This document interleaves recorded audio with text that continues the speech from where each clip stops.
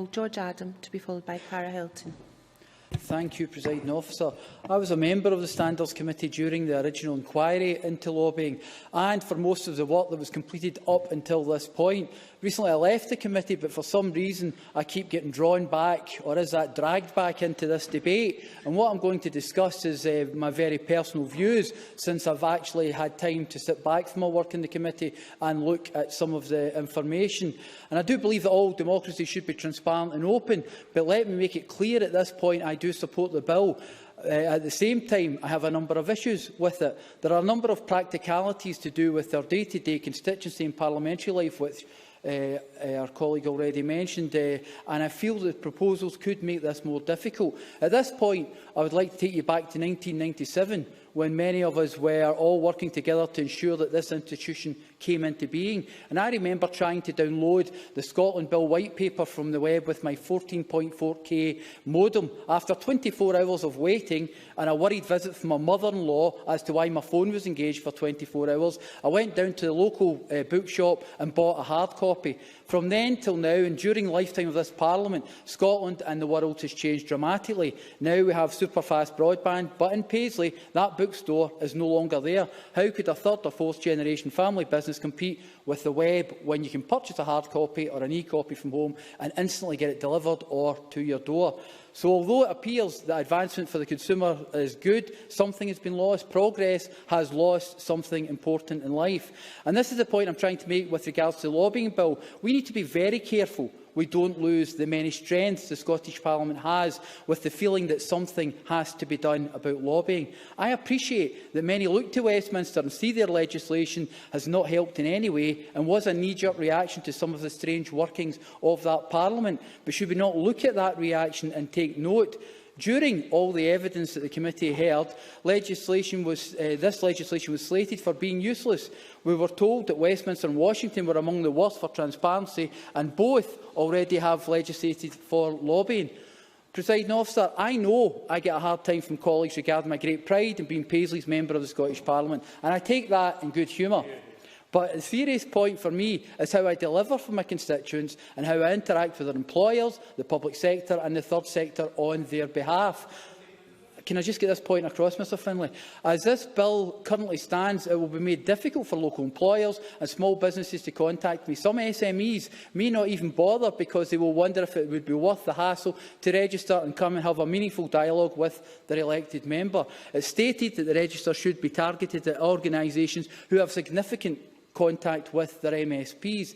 Now, one small engineering business locally came to me to discuss an expansion which would create jobs in the area as well, how they would take the next big step and could I help them or point them in the right direction. Now, that same business may have looked at a different way of dealing with things and may not have approached an elected member if they thought there was an administrative barrier for them to actually do that. Larger businesses, major employers, does that mean that every single major employer in Renfrewshire has to register and record every single meeting that they have with an elected member as we discuss the future of my constituents and their job? And as it stands, there would be an added burden put upon the third sector to register.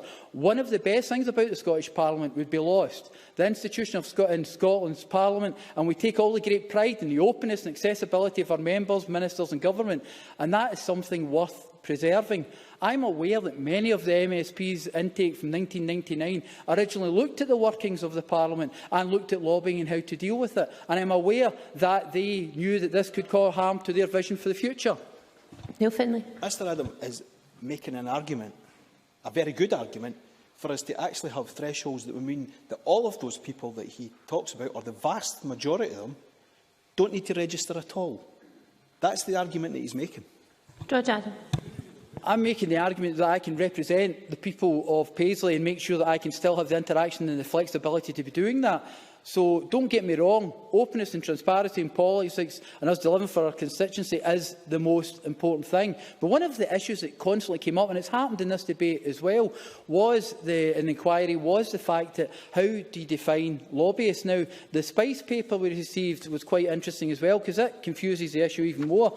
It's got lobbying activity can be conducted through a number of direct or indirect communication methods, including personal letters, telephone, email, forms of social media, such as Twitter, Facebook, and providing briefing materials to members, organisation meetings and rallies. So lobbyists come from various sectors, including individual members of the public, groups of constituents, local business, organised pressure groups, campaigners or commercial organisations. That, presiding officer, is just about everyone. So when we look at that, we need to find out who we're actually calling a lobbyist at this stage. So how do we actually take this to the next stage? And the funny thing was that when you looked at the UK Lobbying Act, they got accused that their definition was too narrow. They didn't actually include enough people, and actually many of the lobbyist firms were still getting the opportunity to go without getting caught, to being brought up with the net. So since this bill is our direction of travel, I want two things from it. I want to be able to represent my constituents and work with other organisations to try and make my constituency a better place to live in.